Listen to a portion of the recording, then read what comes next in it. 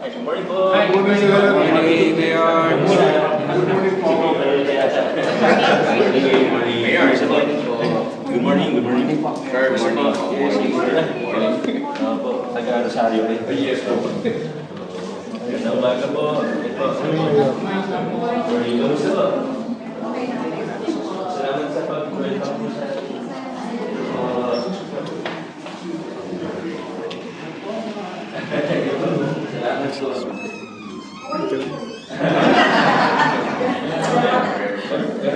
Sige po. Ano yung ano po bang gagawin natin? May konti po kami presentation, sir. Yes, opo. Ma-price po ng at least yung idea. Pero may copy po kami bibigay. Na-brief na rin naman ako ni Engineer Francis. Yes, sir. Okay na rin po yung represent lang po natin. Sige po, sige po.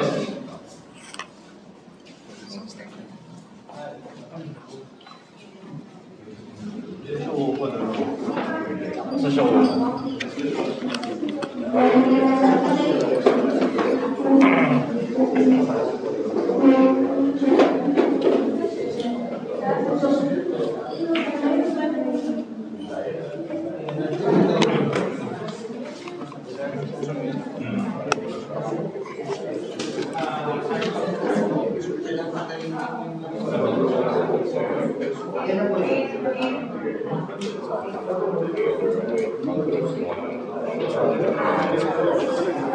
Magandang umaga po sa inyo lahat. May request po tayo mag-chat po para po sa ating opening prayer.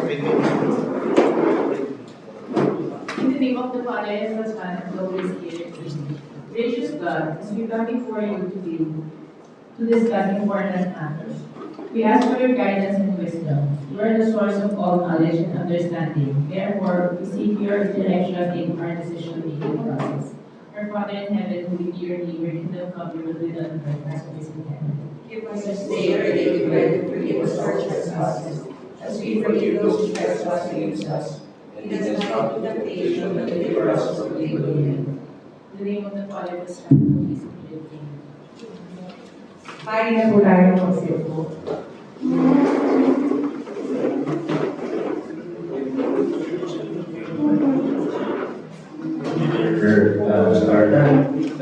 Pwede po tayo, sir, Marami po tayo po. Meron naman po may message, pwede po tayo. Maganda po makinig po po. At mga kasama rin po na Magandang umaga po muli sa inyo lahat. Kami po ang officers at board of directors at mga naninirahan sa Ciudad Grande, Executive Village na nakasakuhan po ng Barangay Rosario, Pasig City. Una-una po, kinagagalak po namin ng lubos ang inyong magbibigay ng oras para po makadalo ngayon sa ating simple meeting or sharing lang naman po para po malupasan ang iba pong problema ng syudad at malaman lang din po ng lahat ang totoong sitwasyon ng Ciudad Grande sa ngayon. Ina-acknowledge po namin ang presensya ng ating engineering team. Thank you po. Kalawa, ina-acknowledge din po namin ang presence ni Congressman Roman Romulo. Thank you, sir. And of course, ang ating Mayor, maraming salamat, Mayor Vico Torres. So, magbigay niyo ng oras para sa aming Ciudad Grande. So, hindi na po namin masyadong tatagalan at kukuhain ng inyong oras. Proceed na po tayo directly sa aming presentasyon. Tawagin ko lang, by the way, ako nga po pala si Mitch, ang Secretary ng Officers. Yan naman po ang aming ibang officers at Board of Directors. Tawagin ko lang po ang aming isa sa Director, si Director Joel, para po i-present na po. Maraming salamat. Mr. Joel, bago kayo simula, tanongin ko lang po kayo kung yung presentation ninyo, meron bang anything confidential in nature? Kasi may mga nag-video, okay lang po sa inyo? Or pwede natin silang... I-involve? Yes, kung gusto nyo muna sila? Wala naman po. Wala naman. Wala naman po. Okay naman. Hindi naman po confidential kasi mga tatabawin po rin.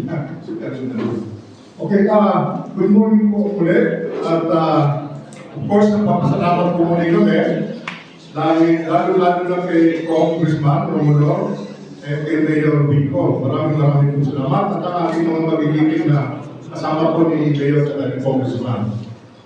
Sir, unang-una, malaki po pasasalamat namin dahil na-involve maraming subdivision dito sa inyong Oakland Ayusan Project.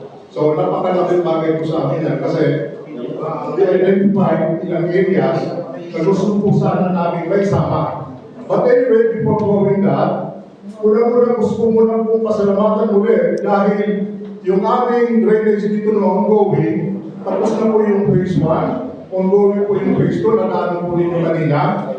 Of course, ang masasalamatan namin dito yung ating DPWH at saka si Congressman Romulo po. No? Si Mayor Vico naman, mamaya parang kami hiligis sa kanyang pagagawa rin. Actually, gusto ko lang pong iparating sa inyo na malaki po naging impact. No?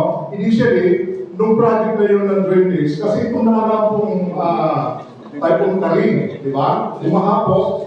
Kung natatandaan po ninyo nung panahon ng Undoy, hanggang dito po yung baywang kami nung lumubog po itong area. Ngayon po meron po konting tubig, pero mabilis pong lumabas yung tubig. So napakalaking bagay po ito na kaya maraming salamat po ulit, Congressman, yung project na to. Kasi talaga naging impact po nito.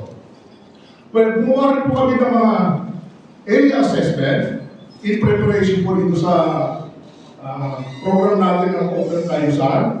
Meron rin po kami nagawa ng mga ilang bagay, katulad ng repair ng manhole.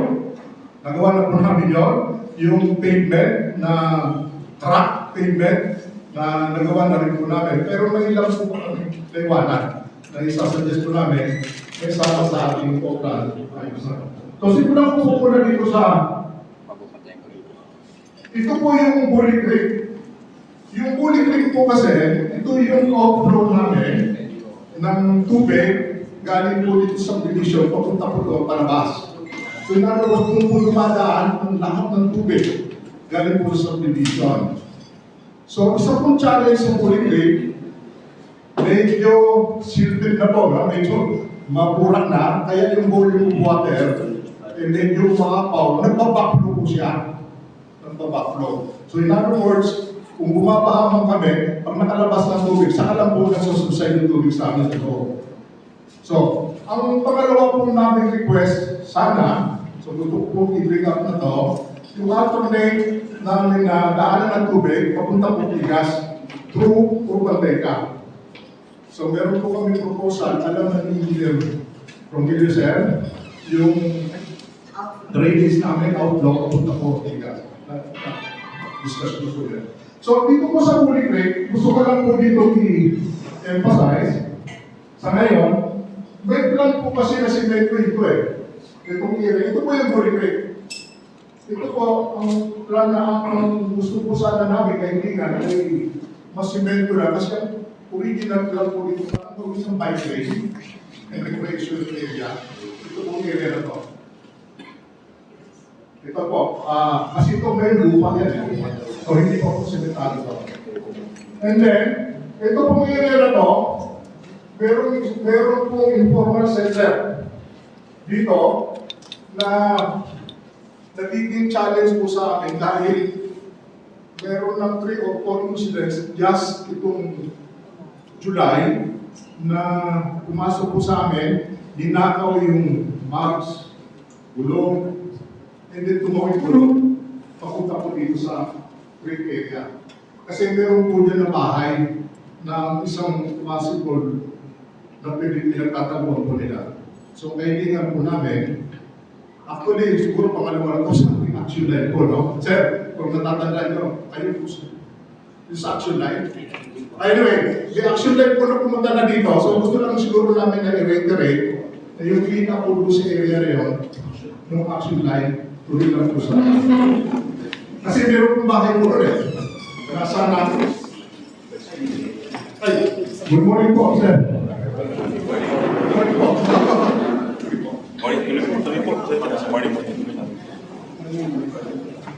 We would like to recognize Vice Mayor Bruno Sir, maraming salamat po sa inyong pagdalo sa aming konting tulong-tulong po. Okay, so tuloy ko lang po. So, ang medyo nakailingan po namin sa Holy Creek, kasi very critical po sa amin ito, kasi outflow po namin ito galing po dito sa division. Kung hindi po magagawa ng parang ito, ay magbabaklo po ng tubig, matagal mag-subside sa labas. So, yun po yung sa Holy Creek. And then ito naman, pinakita lang po namin kasi mababa po yung bakod namin. So ito po, pag tumayo ang tao, nakikita-kita. So ano nangyayari, dinagyan po namin ng yero to prevent yung magnanakaw, pumasok. Yung nangyayari po, ninanakaw yung yero. Ginagawa siguro po. So nawawala po yung yero. Marami na po incident na report, ninakaw po yung yero. So, kung hindi naman po kalapisan ng kahilingan namin, kung pwede po mataanan natin yung perimeter first na yun. Kung hindi naman po kalapisan.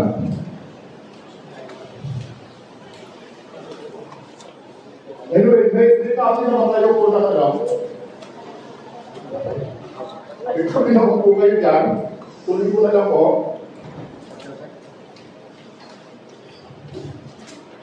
Ang next page po natin ng copy ay may mapapasin po merong bago na mga kahoy, mga kawayan. Kawayan po, yun po yung sinasabi ko, kung bibili mo po kami dyan, yung copy po, bibili mo po kami na dyan po yung bahay, maliit na bahay lang, tinitira ng mga medyo hindi magagandang kalooban na tao, no? Na medyo nahuli namin sa mga nagkakako po na. Yan po yung Holy Creek na very clear po sa picture.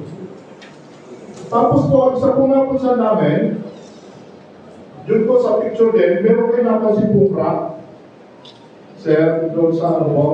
Next space po yan, next space lang hawak po na. Ay, iba rin po na, sir. Sige kayo yung talagang natin.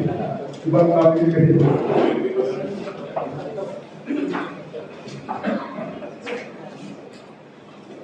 Second page na po ako. Sa second page po, may hindi ko kayo dadalhin pa. Yung crack po na yan po yung sa Holy Creek, sa side ng Holy Creek. Alam niyo po nangyayari, hinanakaw po yung bakal. Kitang-kita po namin, nung dinalagarin mo na yung bakal. Doon. So, ang gusto po sana namin, yung mas metro yun para hindi na po nakawin na bakal. Kung makikita niyo sa picture. So, yun po, hinanakaw yung mga bakal yan, pwede po sana kasi better na rin natin. To prevent po na yung pagnanakaw na po yung mga bakal.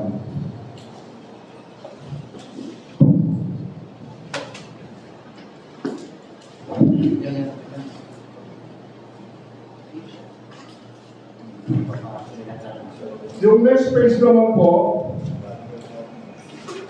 ayan. Dito na po tayo sa page na to.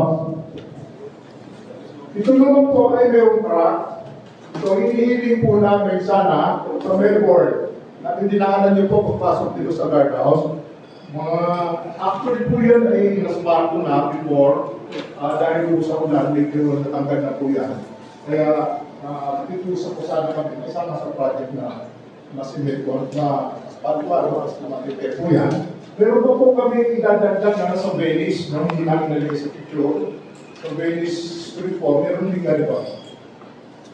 And then yung item number 4 po dito, pinapakita po namin dito yung mga drainage inlet. Ano pas po?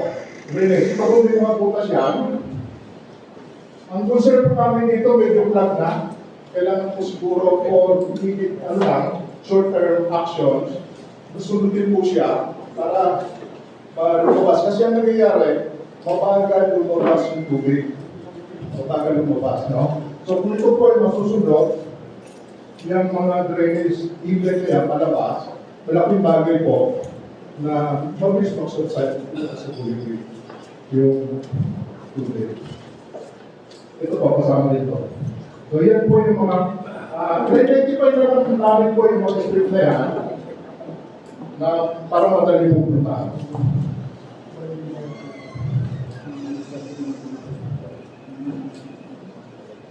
Ito naman po, picture lang ng CCTV. Nag-iusap po kami sana na, so as I mentioned earlier, marami pong mga informal center na tumatawid po sa bakod. Pero, ang alam po naman namin na may pati po barangay ng lalagay na CCTV kung sakali para i-declare yung mga possible na mga masasamang loob, di ba? Para kita po. So, ang pag-usap po namin, kahit na yung critical areas lang na nakikita namin tinataanan, kahit doon ako pwede malagyan ng CCTV. Athens po, gilid po yun ng Bulling Lake, papunta po sa Venice. Kahit yun lang po, hindi lang. Other areas, hindi naman po masyadong pinupuntahan ng mga magnanakaw. Yan po ang kailangan namin, magkaroon po sana ng CCTV para makikita natin kagad kung sakali kung mayroong masasamang loob na pumasok o lumabas. Ito naman po, sample lang ng yellow box. Kung mapapansin niyo po, paglabas ng Ortigas, nagkakaroon po doon ng green block eh. Green block ng traffic, paglabas ng Ortigas, galing dito sa subdivision. Kahit kung sakali man, baka makatulong yung yellow box. Hopefully sundin yung mga traffic na mga sasakyan. So, pero even better po, kung malalagay sana ng enforcer, kung mas maganda po sana yun. Para meron, kasi yung kapatid niyo po, kung tigas talaga ng traffic yan eh. Pag may lumabas po yan at hinarang, hindi na mag-flow ang tigas. So, parehas po yun. Both way, nagkakaroon ng gridlock. So, kung may makasakali, pagpalagyan po ng yellow box, yellow light, yung tawag natin, eh, baka sakali, sundin mo para may open space po na makakalmas. Ito naman po, yung kung mapapansin nyo, talagang sira-sira ng mga gutter ng aming simbahan at saka ng aming basketball court. Basketball court po to eh. Ito po yung bubong ng basketball court. Ito.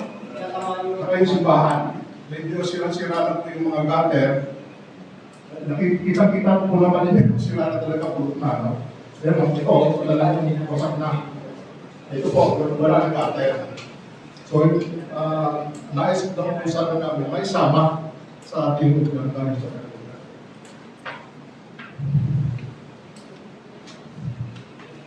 Ito naman po, mga lamp post, sa paligid lang po nito. 6 po lamp post yan, medyo year 2000 pa yata na gusto niya. Kaya may nag-survey na po from the engineering ng ating munisipyo na sabi nila kailangan na po palitan na. Kasi mga luma pa po yan eh. Di ba wala nang glass over? Wala na po. So, yung pa yan eh. So, talagang sirang-sira na po.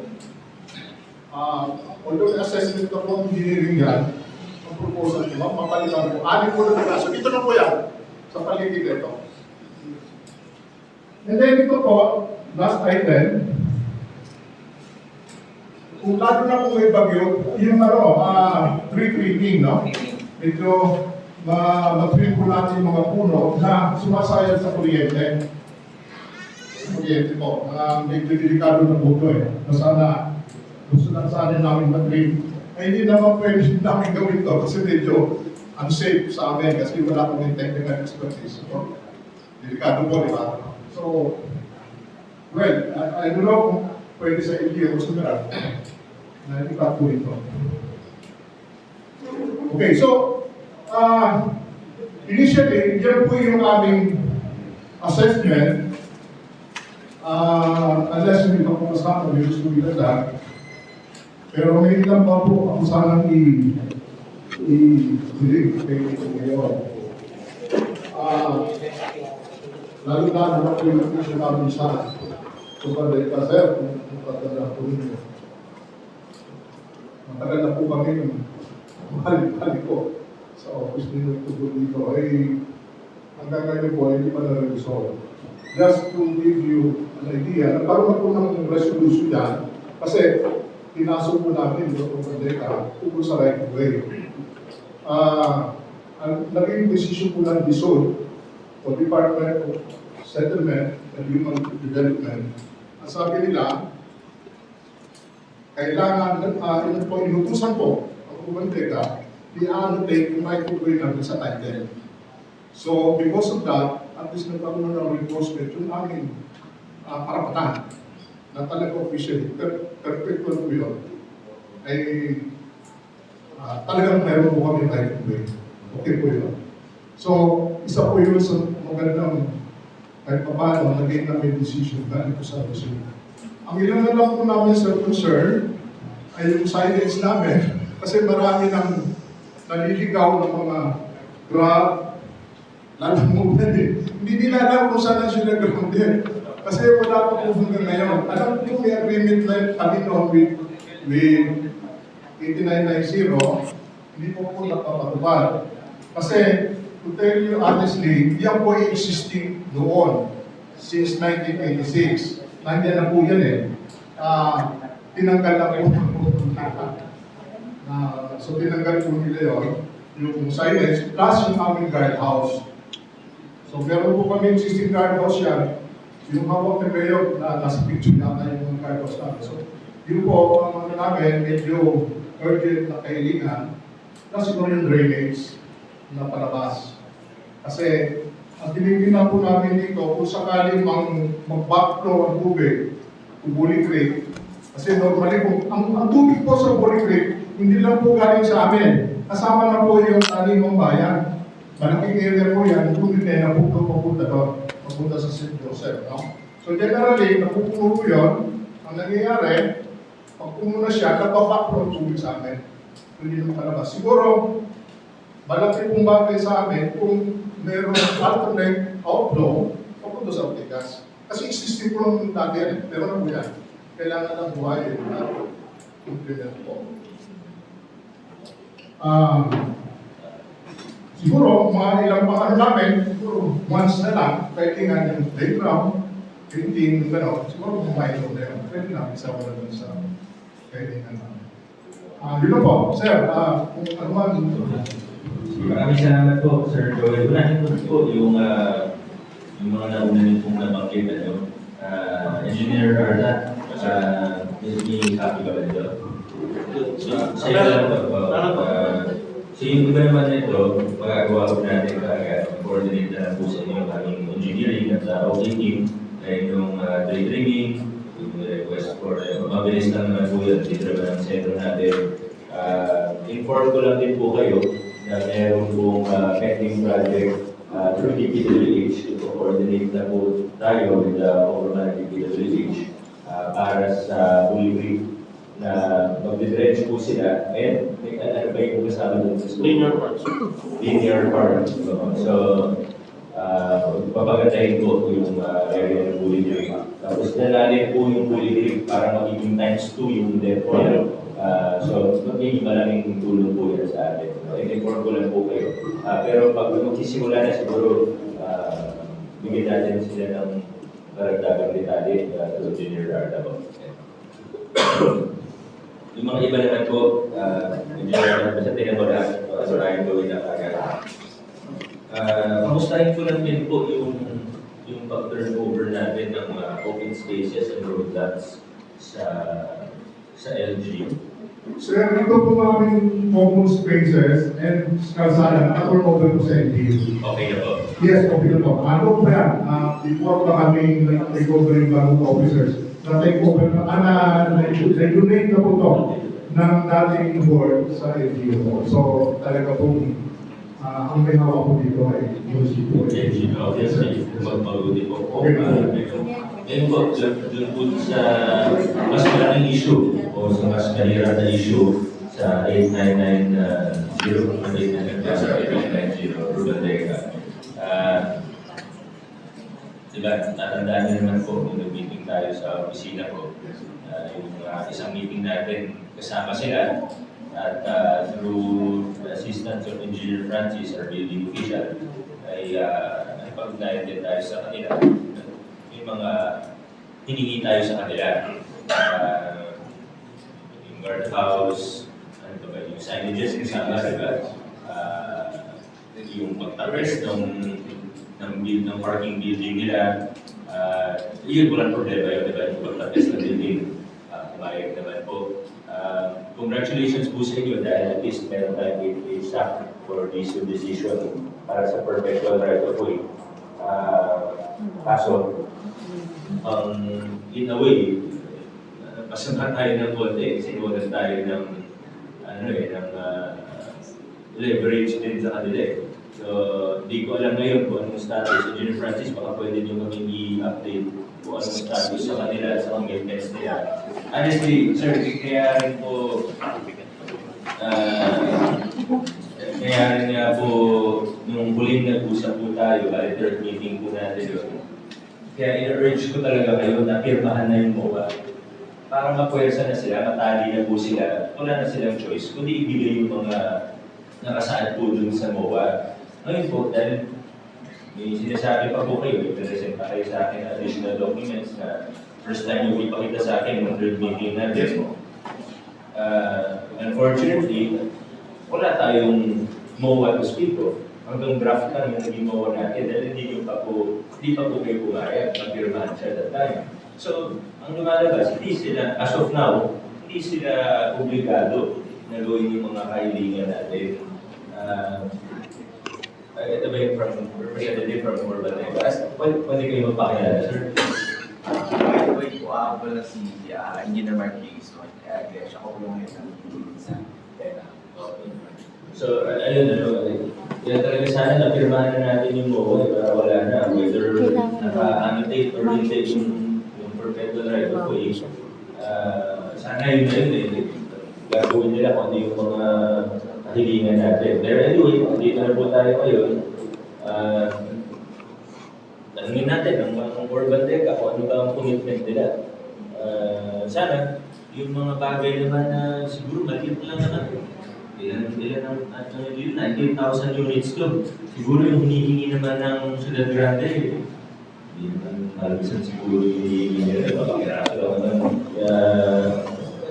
Ang liit lang naman ang work yung hinihingi nila kung para sa buong proyekto na development ninyo. So, engineer, pwede niyo po kami i-update sa commitments ng kumpanya po ninyo para sa Ciudad Grande. Pwede tayo po ng microphone sa engineer.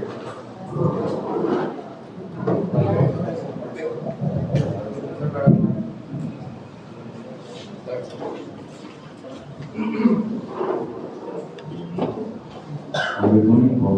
As of now po, Mayor, may mga previous meeting din po kami kay Sugar na gawin niya sa tayo yung sa MOA. May mga design na din po kami yung sa images na napresent sa kanila at yung sa guardhouse. Tapos ang yun na lang po talaga namin is yung sa planning na concern po nila sa unahan na which is naglagay na nga po kami doon ng sampling at pump. Kaso nga lang nagkaroon ng malakas na nagkabulan, hindi na din kami nakakapagtapon sa OPEX extension. Regarding po dun sa guardhouse in San Luis, okay naman po siyang ipag-go. Ano lang po namin doon sa guardhouse is yung sa location, o pwede is yung sa loob sana ng product po nila. Tapos yung sa signages naman is doon sa labas po, which is napag-usapan natin. Okay, pero anong kailangan niyo bago simulan? Kailangan din mo ba tayo? Yes, sir. Ano sir po yung last na legal namin? Sige. Engineer Francis, ano ba yung proposed location sa guardhouse? Yung last time po, usapan namin, yung existing po yung po natin po, yun po. So parang magkakaroon ng i-aayos lang po yung guardhouse nila. Pero yun na pagkasunduan last time, nandun din dun sa location na po. Tapos yung signage naman po is na may harap, wherein papasok po sa property. Yung po sa same na. Sa side ng sa entrance po, doon po natin yung signages. Dalawang signs po. As per requested po kung gusto natin. May comment ba ba ang opisyalis ng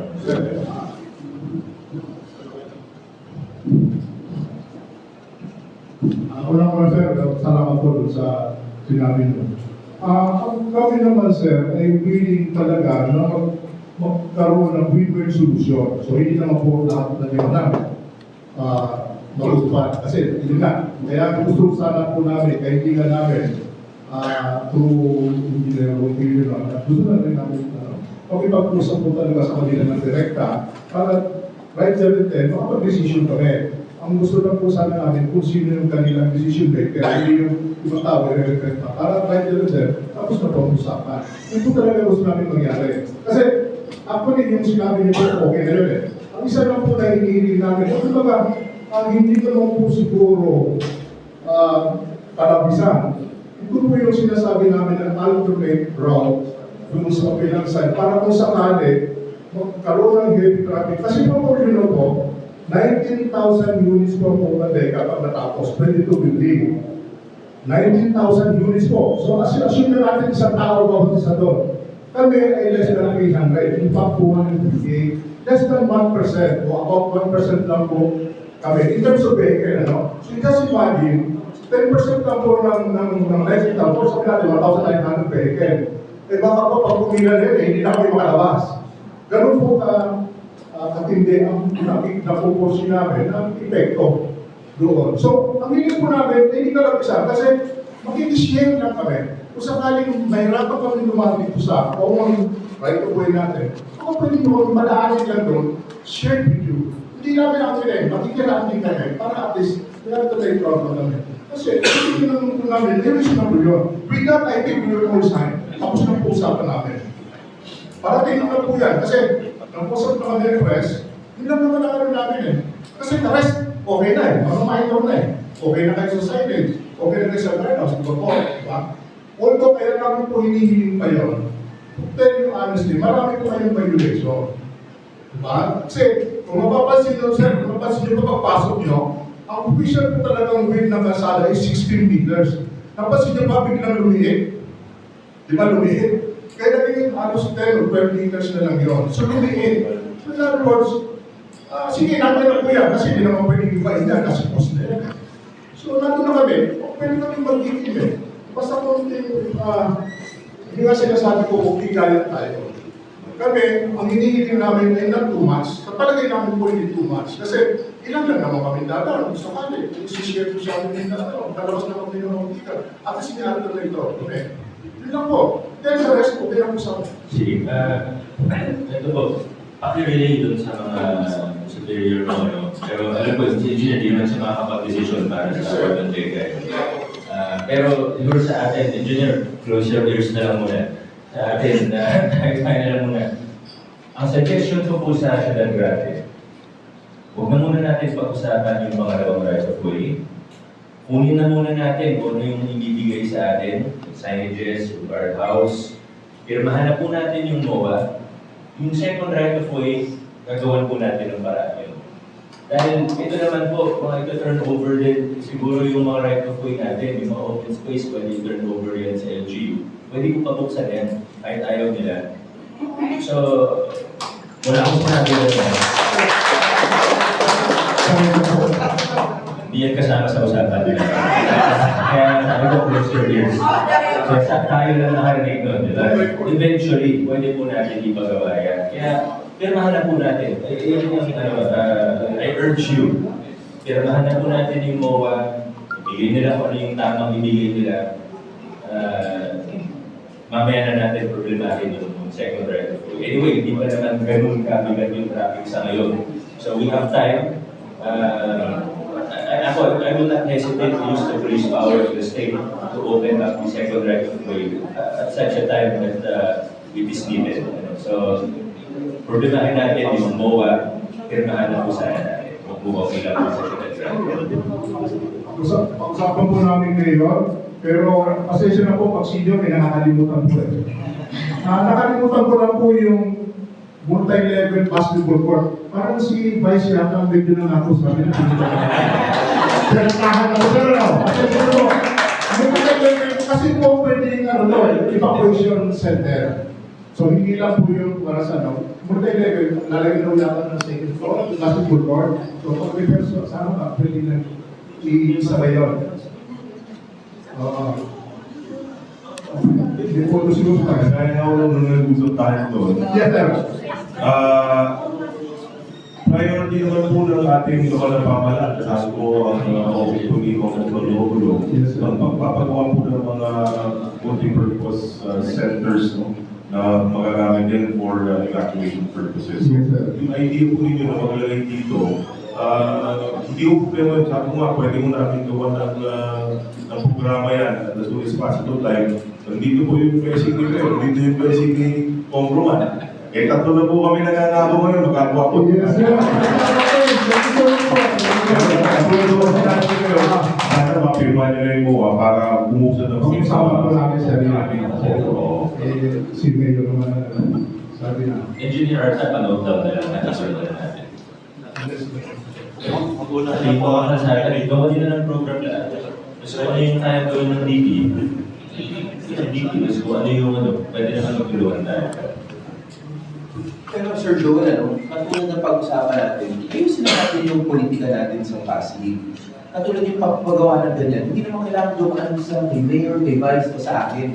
Pwede nyo mag-request diretso din sa DP o sa... Hindi naman pwede nyo nang gawin eh. Parang kasi dati, dati gusto credit lagi nung sa politiko di ba? Pero sa ito, pwede nyo nang idiretso kasi sila naman ang mag-decide sa ulit kung pwede o hindi. Kaya again, sa amin, sabi nga ni Vice, wala na kami dyan hindi kami tututol. Pero i-exercise po ninyo yung karapatan po ninyo bilang taxpayers. Pwede kayo mag-request. Walang problema po yun. Pero yung babae din kayo ng visit, yun naman ang totoo eh. Kami tatlo, wala kami object po dyan. Hahanap lang kami ng pondo basta pumayag po sila. Walang problema. Pero exercise niyo yung right nyo. Sanayin po ninyo, hindi kayo kailangan makiusap sa kahit sino politiko. Salamat po sir sa advice ninyo. Pero nasanay po kasi kami mga sobrang sa politika. Pag pinako namin sa DPW sa punta na wala pa eh.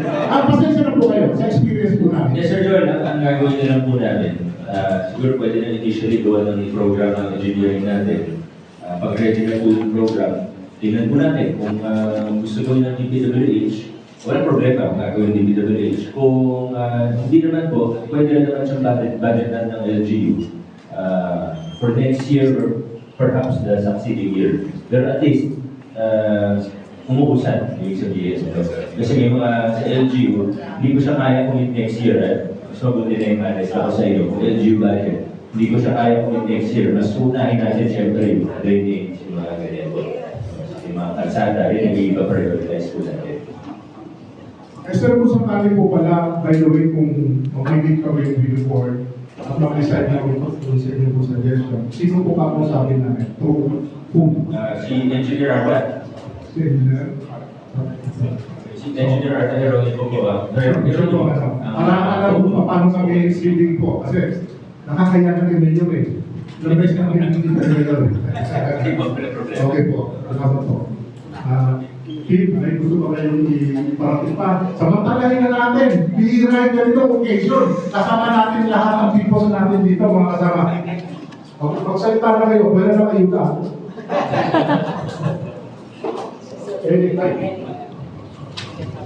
Mayor, good morning po kay Congressman Romulo, good morning po kay Vice at sa lahat ng ating mga kasamahan sa Pasig.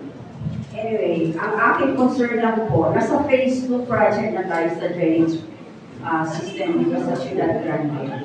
Ano po po, magkakaroon po ba ng third or phase 3 project dito sa Ciudad Grande po? Baka pwedeng kalimarin ng Engineer Arta. Hindi po kabisado yung phasing yan.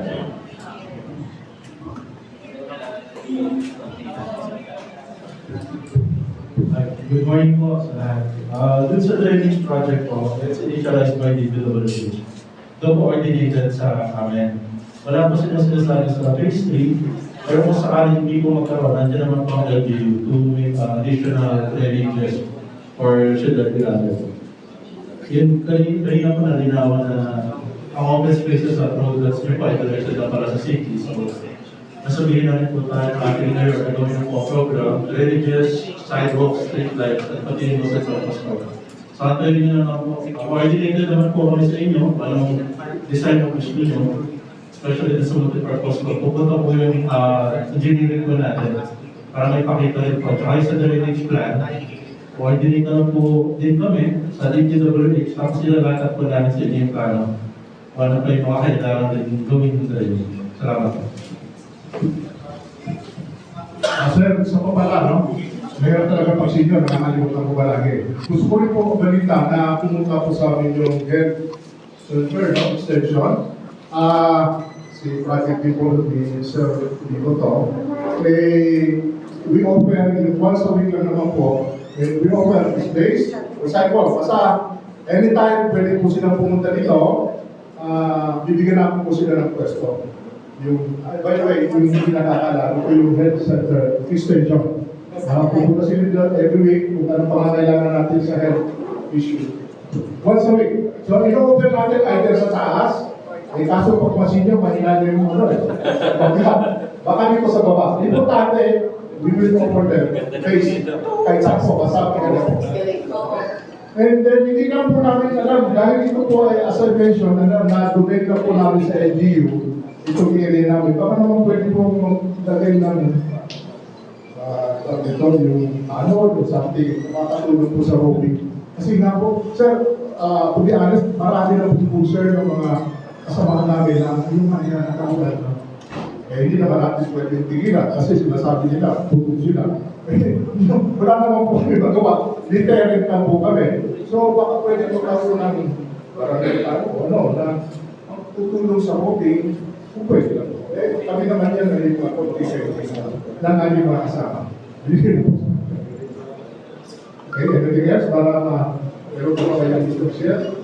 Kasi baka may pupunta ko sa inyo. O pwede na po breakfast.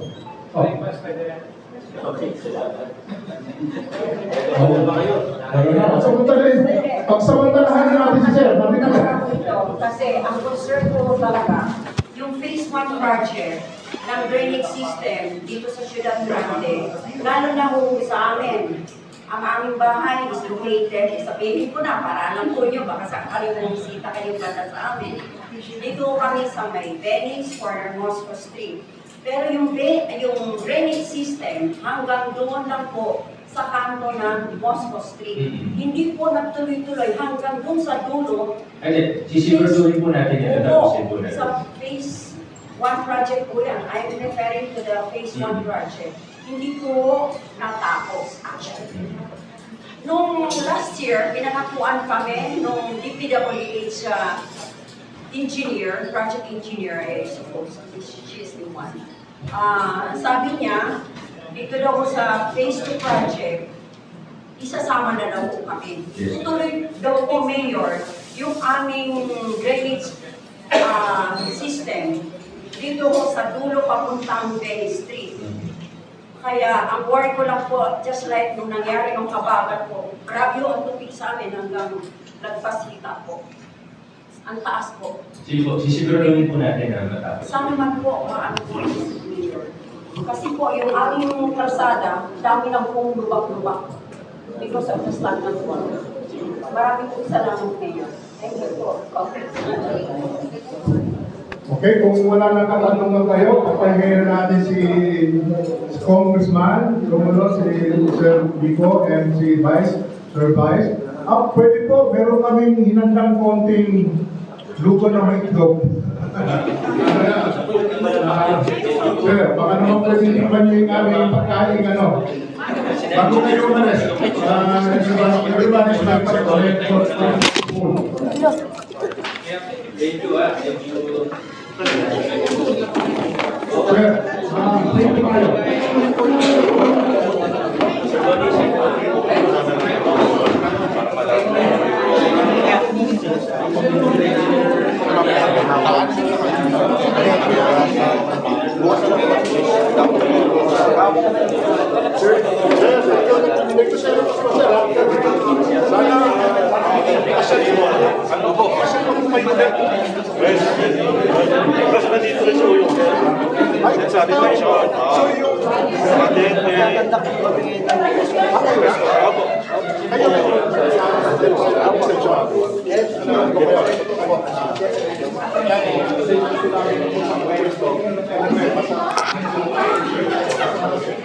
Bigay po sa mga